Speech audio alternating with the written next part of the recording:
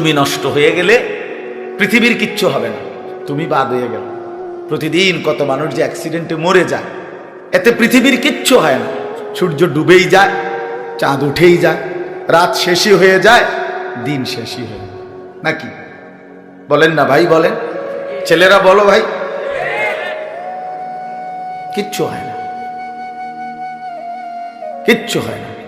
কারো জন্য পৃথিবী থামে না, কারো জন্য। রাসূলুল্লাহ সাল্লাল্লাহু আলাইহি ওয়াসাল্লাম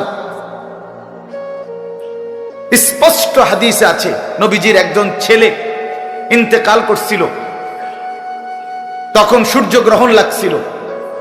তখন আরবের কুসংস্কার ছিল, বিশিষ্ট কারো মৃত্যুতে এরকম সূর্যগ্রহণ চন্দ্রগ্রহণ লাগে। নবী সাল্লাল্লাহু আলাইহি ওয়াসাল্লাম বলছেন, না না না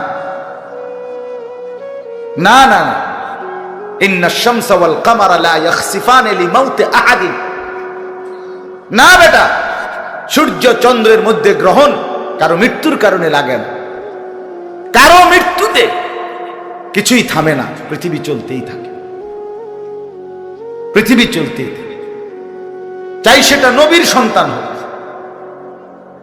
নবীর সন্তান, কিচ্ছু থামে না। রাস্তায় অ্যাক্সিডেন্টে জ্যাম বেজে যায়, কিন্তু কেউ দাঁড়ায় থাকে না, জ্যাম কাইটা